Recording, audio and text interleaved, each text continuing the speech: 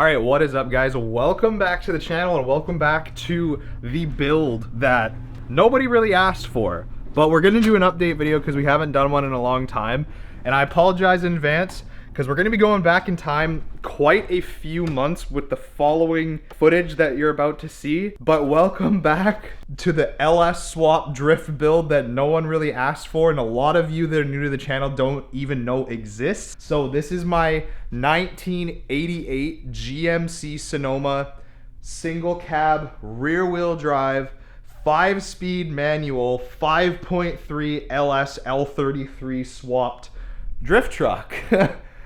Stick around to the end of the video because I want to ask you guys some stuff in regards to what we should be doing to the truck, because I know a lot of you are on the channel for my Volkswagen, and don't run away because the Volkswagen is still here. This is just one of the other projects that I've had going on in the background that's actually been on the back burner for a very, very long time. And I actually have to have this thing completely, well, not completely done, but I need to have a lot more stuff completed on it by the end of this week. So it's actually the Monday, and we're gonna be going ahead and making sure that this thing is ready to go to a drive shaft shop for Thursday or Friday. And then once it's done there, it's gonna be ready to drive. So there's gonna be a lot of videos in the next couple of days.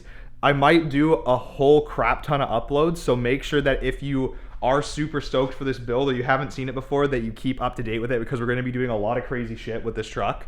And then yeah, stick around to the end of the video because I have some modifications that I want to do that I want your guys' opinion on, and I want you guys to vote down in the comments on what that stuff is. But anyways, let's jump back a couple months, literal months, to when we first started getting all of the drivetrain ready and throwing it in the Sonoma. So let's jump to, I think this was like June of 2022. So let's go.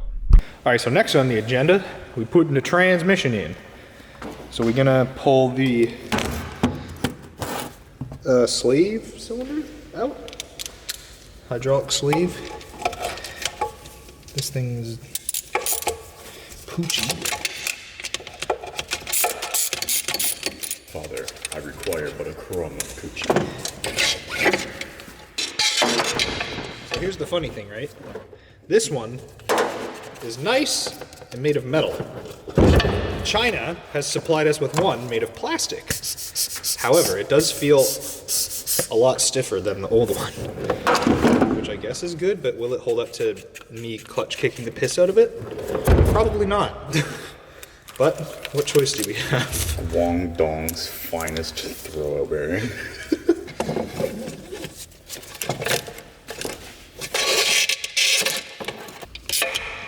I have a feeling since this is plastic, this is gonna have zero clutch feel. Left my camera in my truck, so we're just using the iPhone right now. We get the bangers playing in the background. Shout out to ThatGuyTy, Papa Franco. But you guys got that wide angle view on that iPhone 13 Pro, so you know, balling. Clutch alignment to it, please. He got dirty.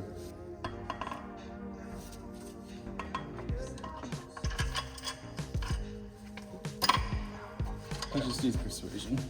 Persuasion stick. You got this one? Calm down.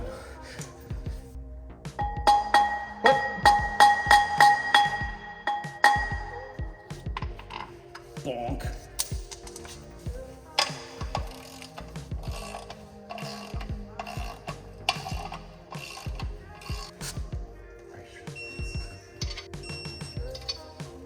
You hold it?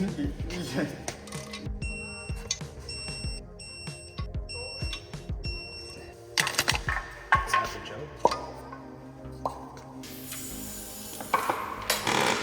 Do motherfucking that. Alright, sir. It is ma'am! But look, I'm pulling these bolts out. Alright, try and fucking put the transmission on then. This way. God damn it, Bobby!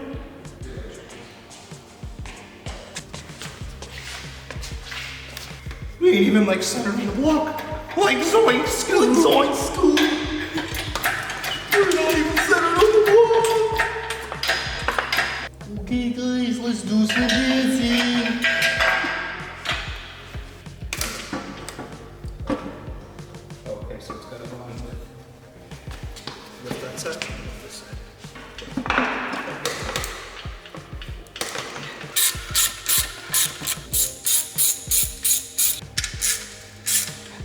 I know, next time on Total Drama Action.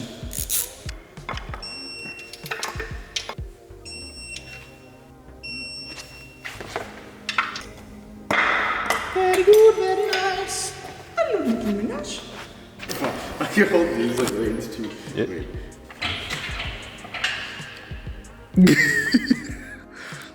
Wait. Alright, that's good.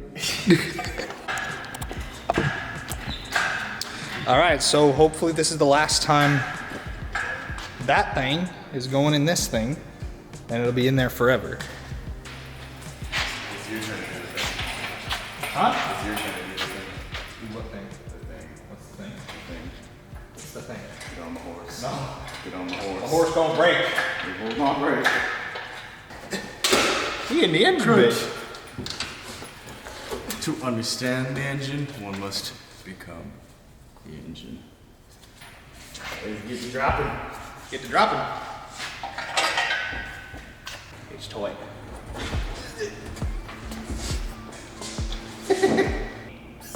Oh! Did I hit your fingers? No. Oh, okay. If this fits without no hammering, I'm gonna be impressed. Yeah, it's just like hitting the crank pulley now and then the trans tunnel. Okay. Rotate it now. There we go. Okay. Now, get the jacket on it, yeah.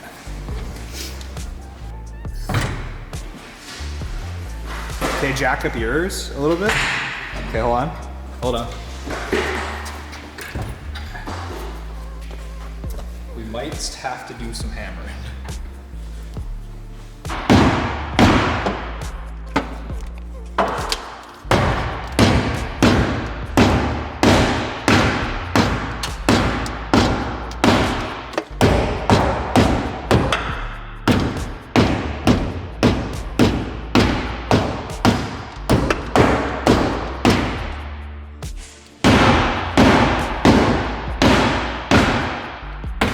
One eternity later. All right, and with the LS now fully in the truck, like I said, it is a couple months later. It's November now.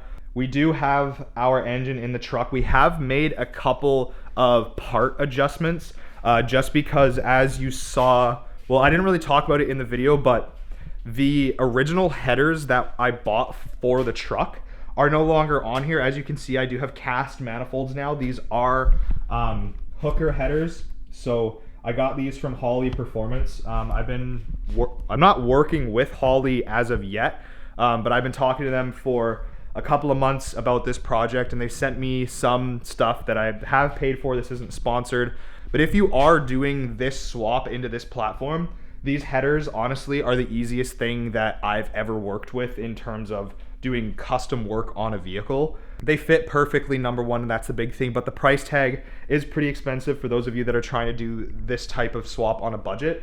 My entire build so far, I don't even think has surpassed $4,000 Canadian.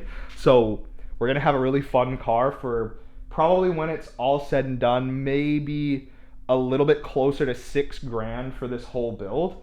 But they sent me those headers. Those were, I think, about $500 Canadian shipped. And then they also sent me out, if I can get it open here, a full drop-in fuel pump. So this is just a direct swap-in kit, hence why we do have the bed off the truck, because we're gonna be swapping this guy in. So I believe this is a Walbro 350 on the full stand and everything with a full, it should directly plug in. I do have the wiring harness and everything for that as well, so that we can get that all set up in the fuel tank. So that's another thing that I haven't quite talked about yet. And then we do just have it all mocked up with the coil packs, the wires. I do have plug sleeves on here because the wires do get very, very close to the headers. We don't want those guys melting. And then I have Summit Racing engine mounts. As if you are following this build, on one of my other videos, I show you how to install all those. And then it is hooked up to an NV 3500 5-speed, which we have gone ahead and cut up the floor of the truck so the transmission fits. And then I have a B&M short shifter as well hooked up to the NV 3500. And then I will be putting seats and other stuff in here as well. But as mentioned in the intro of the video, the other thing that I wanna ask you guys about is we have the bed off the truck right now. I am into motorcycles for those of you that have been around for a long time.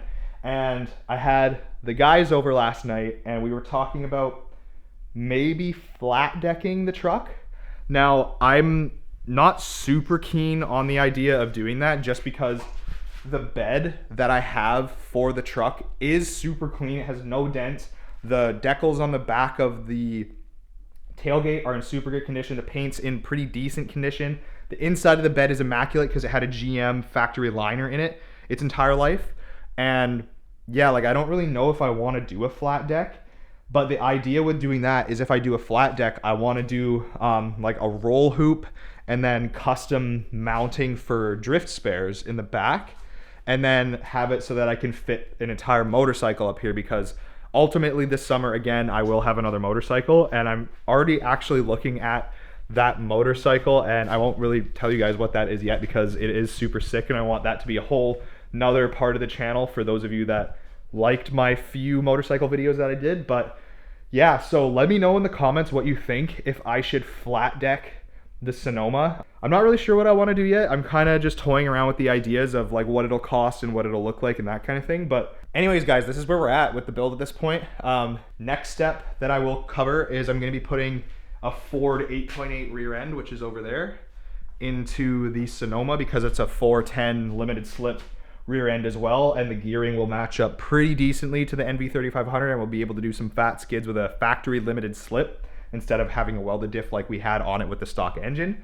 But anyways, guys, that will complete today's video. Thank you so much for watching. If you're new here, don't forget to subscribe. I have other builds if you are new. Go check them out on my channel. But anyways, peace out. I'll see you in the next video.